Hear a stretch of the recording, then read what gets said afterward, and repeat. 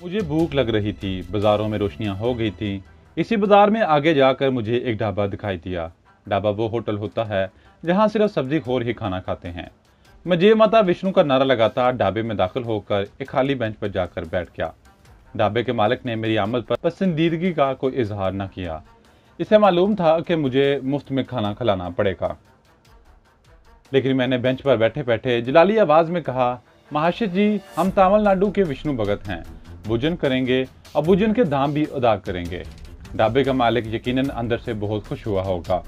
वह गद्दी पर ही हाथ जोड़कर बोला, महाराज, हम तो भक्तों के सेवक हैं। मैंने पेट भर कर खाना खाया और बज़ाहिर माला का जाप करते हुए सोचने लगा कि अब मुझे किस तरफ का रुख करना चाहिए। रात में किसी होटल में नहीं बसर करना चाहता था और अब मेरे लिए किसी मंदिर की कोई मुनासिब जगह नहीं थी। मैं ढाबे के मालिक से भी किसी मंदिर के बारे में नहीं पूछना चाहता था, क्योंकि ये खामखा इसे गवाह बनाने की वाली बात थी।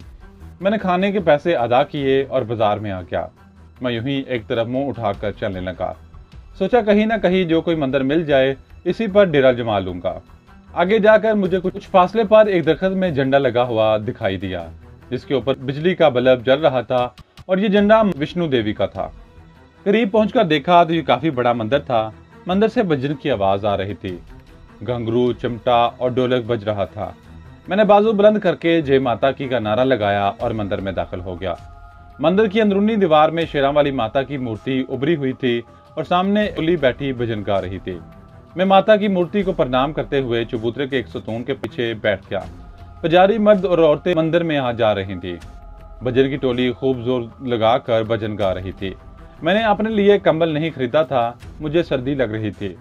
मैंने देखा कि चबूतरे के बाईं जानब एक दरख्त के नीचे एक समाधि पर छोटी सी बारादरी बनी थी। मैं उठकर इस समाधि के पास गया। समाधि के पास ही मिट्टी से लपा हुआ एक छोटा सा चबूतरा था। मैंने इधर उधर से खुशक पत्ते और गिरी पड़ी सूखी लकड़ियां जमा की और इसका अलाव जलाकर बैठ गया। आग ने मेरे जिस्म को गर्मी पहुंचाई तो मैंने जय माता शेरावाली का नारा लगाया और आसन जमा लिया, लेकिन मैंने आंखें खोल रखी थीं। अलाव जलता देखकर मंदिर से निकलने वाली एक औरत मेरी तरफ बढ़ी। इसके हाथ में कांसी की थाली थी जिसमें फूल और फल थे। इसने मेरे सामने बैठकर माथा टेका और मेरे चरणों में कुछ फल रखकर हाथ बांधकर नमस्कार किया और वापस चली गई। अब ऐसा हुआ कि जो कोई मंदिर से निकलता, मेरी तरफ आता, माथा टेकता, कोई चरण छूता, मैं हाथ उठाकर इन्हें आशीर्वाद देता और वो मेरे चरणों में फल रखकर चला जाता। थोड़ी देर में आगे काफी फल फूल जमा हो गए। एक पुजारी कहीं से लकड़ी का बहुत बड़ा कंधा उठा लाया और इसे अलाव में रख दिया। अब मुझे सर्दी महसूस नहीं हो रही थी। मैं कभी कभी बुलंद आवाज में संस्कृत श्लोक पढ़ने लगता था, जिसका लोगों पर खातिर ख्वाह असर हो रहा था। कुछ श्रद्धालु मेरे अलाव के पास ही जमकर बैठ गए थे। रात आहिस्ता आहिस्ता गहरी हो रही थी। मेरे अकीदतमंदों को जब ज्यादा सर्दी लगी मुझे प्रणाम करके एक एक करके चले गए। मंदिर से भी अब भजन की आवाज नहीं आ रही थी। इक्का दुक्का पुजारी मंदिर में दाखिल होकर माथा टेकता और वापस चला जाता। कुछ देर बाद इनका सिलसिला भी बंद हो गया। मंदिर पर गहरी खामोशी छा गई। सड़क पर से ट्रैफिक की आवाज आ रही थी। मेरा अलाव जल रहा था। मैं अलाव के पास रात नहीं बसर करना चाहता था। मंदिर से मुल्हक कोठरी मौजूद थी। मंदिर के महन्नत की इजाजत और इस मर्जी से मैं किसी एक कोठरी में डेरा जमा सकता था। मैं महन्नत की तरफ जाने ही वाला था कि वो मुझे मंदिर से निकलकर चबूतरे के पास आता दिखाई दिया। वो भी मेरे अलाव की तरफ देख रहा था। इसको इसके चेलों ने इतला दी थी कि एक भगत बाहर अलाव जलाकर बैठा है, लोगों से फल फूल और श्रद्धा वसूल कर रहा है। ये ऐसी ही बात थी जिस तरह कोई कराची के अनफिनिस्टन स्ट्रीट में किसी कपड़े की दुकान के बाहर अपने कपड़े की दुकान लगा ले। वह चबूतरे की सीढ़ियां उतरकर मेरी तरफ आया। वो धोती कुर्ते में था, कांधों पर कंबल पड़ा था। अलाव की रोशनी में इसके माथे के चंद्र तिलक की लकीरें चमक रही थीं और पेड़ का गुंबद बाहर को निकला हुआ था। मैं इसे बिगाड़ना नहीं चाहता था, लेकिन दबकर ताल्लुकात पैदा करने में भी बेहतरी नहीं थी। इससे पहले कि महानत कुछ कहे, मैंने बाजू उठाकर माता शेरावाली का जयकारा लगाया और इकट्ठे संस्कृत के 3-4 श्लोक पढ़ डाले और कहा, महाराज, हम तमिलनाडु के विष्णु भगत हैं। ऊपर कटरा में माता के दर्शनों को आए थे। अब शहर के हर मंदिर में माता के चरणों में बैठकर महीना महीना भर भक्ति करेंगे। महन्नत को मेरा ये प्रोग्राम भला क्यों पसंद आने लगा था, जबकि वो देख रहा था कि मेरे आगे फलों और फूलों का ढेर लगा है। जाहिर है मैंने नकदी भी वसूल की होगी। हालांकि अभी तक किसी पुजारी ने कोई पैसा नहीं दिया था। महन्नत नाक चढ़ाकर बोला, महाराज शौक से भक्ति करें माता के, परंतु इसके लिए बड़े मंदिर के प्रवाह से इजाजत लेनी होगी। मैं जानता था कि वह झूठ बोल रहा है और मुझसे सौदा करना चाहता है। मैंने जेब से 50 रुपए का नोट निकाल कर कहा, महाराज हम विष्णु माता के भगत हैं, हमें संसार के मोह माया से कोई गर्ज नहीं। ये 50 रुपया और फल फूल हमारे श्रद्धालु अर्पण कर गए हैं, ये आप रख लें। आगे से भी जो फल फूल और नकदी हम वसूल करेंगे हम आपकी झोली में डाल दिया करेंगे, क्योंकि हम समझते हैं कि इस पर आपका अधिकार है। महन्नत 50 रुपए का नोट लेकर बेहद खुश हुआ और मेरे पास बैठकर हाथ जोड़ता हुआ बोला, महाराज आप तो बड़ी करनी वाले भगत लगते हैं कि श्रद्धालु आपको इतना कुछ देंगे। आप जितने रोज जी चाहें या माता जी की भक्ति करें, मैं बड़े प्रवाह से खुद ही निपट लूंगा, आप निश्चिंत हो जाएं। 50 रुपए का नोट इस लालची महन्नत को सीधी राह पर ले आया। इसने मुझे एक छोटी सी कोठी भी अलाट करने के साथ 2 कंबल भी ला कर दे दिए। मुझे और क्या चाहिए था। रात 11 बजे के बाद कोठी में आकर लेट गया। सुबह मुंह अंधेरे मंदिर में भजन कीर्तन की आवाज़ों ने जगा दिया। मैंने उठकर मुंह हाथ धोया और समाधि के चबूतरे के आगे अलाव रोशन कर दिया। महन्नत ने अपने चेले के हाथ मेरे लिए चाय का गिलास और बंद मक्खन भेज दिया। नाश्ता करने के बाद मैं अलाव के सामने आकर बैठ गया। सुबह सुबह काफ़ी लोग पूजा पाठ करने आए। जो कोई आता मुझे माथा टेक कर फल फूल और पैसे अर्पण करता। मैंने देखा कि मंदिर में आने वालों में ज़्यादा तादाद औरतों की थी। मुझे इन औरतों से कोई सरोकार नहीं था। वैसे भी ये औरतें निचले तबके की औरतें लगती थीं। मेरा असल टारगेट इंडियन एयरफोर्स का इलाका था, जहां विंग कमांडर भटनागर रहता था। हो सकता है वो अपनी फैमिली के साथ रहता हो, लेकिन अभी तक मैंने किसी से नहीं पूछा था कि एयरफोर्स का अड्डा और इनके अमले का रहायशी इलाका किस तरफ है। दूसरे रोज रात को महन्नत मेरे पास आया तो मैंने फल फूल और रिजगारी की शक्ल में वसूल किया हुआ सारा नजराना इसकी खिदमत में पेश कर दिया। वो बहुत खुश था। इसकी आमदनी में इजाफा हो गया था। मैंने महन्नत से इधर उधर की बातें शुरू कर दी। हर बार मतलब जुबान पर आते आते रह जाता। दिल नहीं मानता था कि इस महन्नत से इंडियन एयरफोर्स बेस के बारे में पूछूं। आखिर मैंने यही फैसला किया कि सुबह शहर की गश्त पर निकलूंगा और एयरफोर्स के रहायशी इलाके के बारे में खुद ही सुराग लगाने की कोशिश करूंगा। दूसरे रोज मैंने महन्नत से करमंडल लिया और इसे कहा कि यह हमारे भक्तों की रीत है कि हफ्ते में 2 बार विष्णु माता के दक्षिणा लेने लोगों के दरवाजे पर जाते हैं। महन्नत ने हाथ बांधकर कहा, जैसे ही महाराज की इच्छा। मैंने भीख मांगने वाला करमंडल हाथ में लिया और शहर के बाजारों की तरफ चल पड़ा। धूप निकली हुई थी। बाजारों में लोग अपने अपने काम पर जा रहे थे। ट्रैफिक का हल्का हल्का शोर बुलंद हो रहा था। मैं गुंजान बाजारों से निकलकर निस्बतन खुली आबादी में आया तो एक साइकिल रिक्शे वाले को रोक कर कहा, बच्चा, हमारा एक श्रद्धालु हवाई जहाज चलाने वाली फौज में है।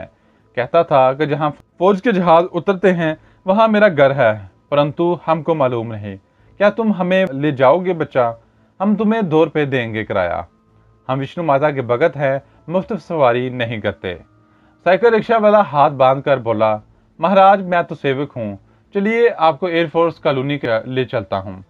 आपका दासी वहीं रहता होगा।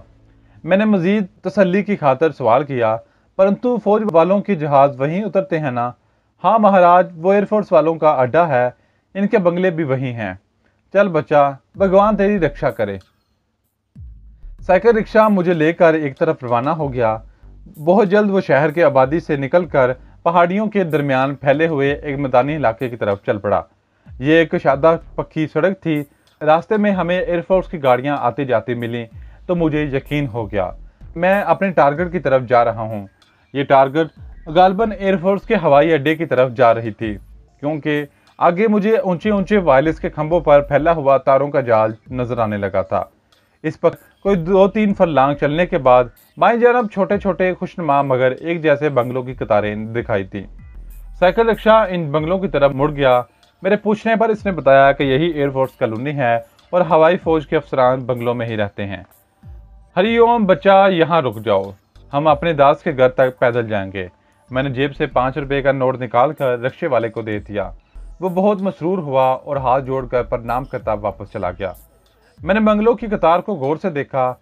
इनमें कहीं कहीं सफेदे के दरख्त सुनहरी धूप में चमक रहे थे। मैंने करमंडल वाला हाथ भीख लेने के अंदाज में उठाया और दूसरे हाथ में पकड़ी माला के मंकों को फेरते हुए एयरफोर्स के बंगलों की तरफ चल पड़ा।